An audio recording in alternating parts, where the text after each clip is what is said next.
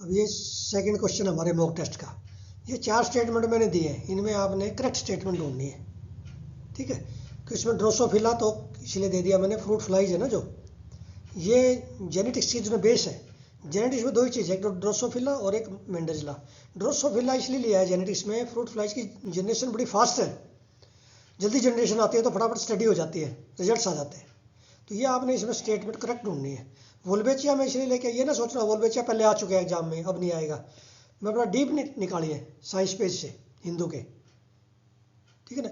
अब ये लाने का मेरा मकसद ये था कि 4 स्टेटमेंट मैंने जैसे 8 स्टेटमेंट दे दी वोल्वेचिया पे, आपको मैगजीन में 1 या 2 स्टेटमेंट मिलेंगे। वोल्वेचिया भाई बैक्टीरिया होता है, इंसेक्ट में रहता है, वायरस नहीं फैलने देता, मलेरिया रोकता है, बस। लेकिन और डिटेल में चाहिए, डीप में चाहिए एग्जामिनर को, यूपीएससी का वो आपको टेस्ट करना चाह रहा है वो डीप में, क्योंकि ये तो सबको पता है मैगजीन का, तो सबके पास मैगजीन है, 365 सबके पास है, वो सारा मटेरियल सबके पास है। तो आपका डिस्टिंक्शन कैसे होगा? डिस्टिंक्शन होगा जब न्यूज़पेपर, 2 न्यूज़पेपर में से डीप स्टेटमेंट आपके सामने आएंगी। वो कहाँ से आएंगी? मेरी पीडीएफ से। आपने 12 पीडीएफ कर लो और अपने आराम से जाओ एग्जाम में 25 मई को, कोई आपको रोक नहीं सकता, ठीक है। अब ये फिर मैं 4 स्टेटमेंट और लेके आया, ये आपने इसमें करेक्ट स्टेटमेंट ढूंढनी है। 8 स्टेटमेंट का मेरा लाने का ये था कि ये एक स्किल चाहिए, एग्जामिनर कैसे क्वेश्चन देते हैं। 8 स्टेटमेंट से मान लिया 4 दे दी, वो है ही नहीं मैगजीन में 4 के 4, फिर क्या करोगे, ठीक है ना। ये फ्रूट फ्लाई वाला तो है ही नहीं, मान लिया ड्रोसोफिला का तो उसमें लाइन ही नहीं है, तो आप फंस के खड़े हो जाओगे, एक सेंटेंस में फंस जाओगे, एक स्टेटमेंट में भी, आई टेल यू। इसलिए हमारे जो है पेनल्टी लगती है कि हम जब हम थोरली करके जाएंगे सारा 100% करंट अफेयर कर जाएं। लक्ष्मीकांत कर ली, एनसीईआरटी के हमने एंशिएंट मेडिवल मैंने करा दी, मॉडर्न और फिजिकल ज्योग्राफी कर दी, एनसीईआरटी हो गया हमारा जो ना 110 नंबर का जुगाड़। क्यों रिस्क ले रहे हैं आप, मुझे ये बता दीजिए।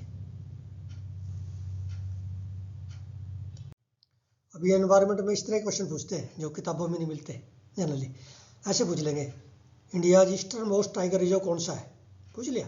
आपका वेस्टर्न घाट और ईस्टर्न घाट को जोड़ता है वो कौन सा नेशनल पार्क। फिर वो कौन सी रिवर है, मैंने कल कराई एक रिवर जो कि बांदीपुर नेशनल पार्क और मुद्दुमलाई टाइगर रिजर्व को जोड़ती है, बाउंड्री, नेचुरल बाउंड्री है, रिवर है।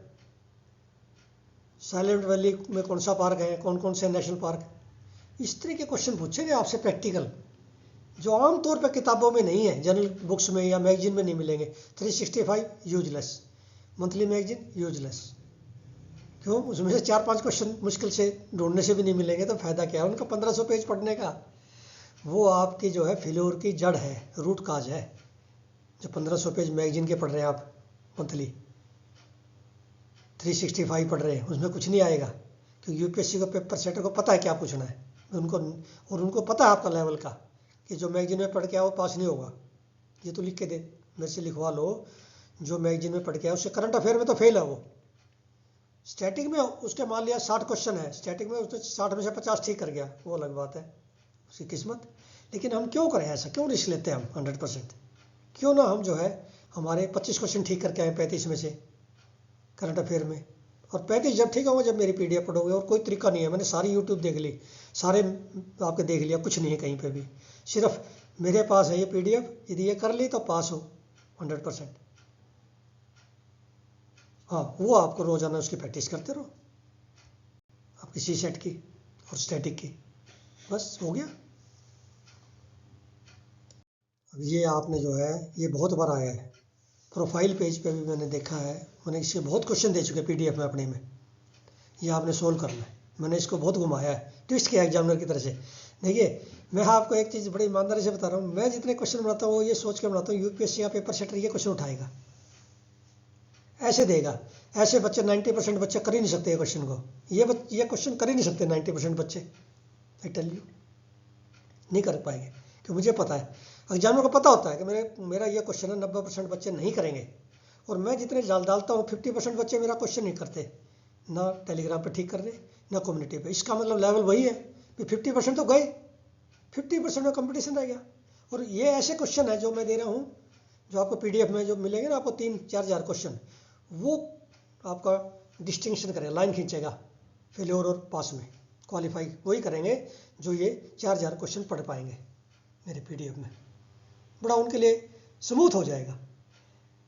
आपके 25 क्वेश्चन उसमें ठीक हो गए, 8-10 क्वेश्चन आपके इसके ठीक हो गए। फिर मैंने इतने क्वेश्चन मॉक टेस्ट में डाले लक्ष्मीकांत में से, और पॉलिटी के जो है न्यूज़पेपर में से जो लक्ष्मीकांत में ने सारे ले लिए मैंने।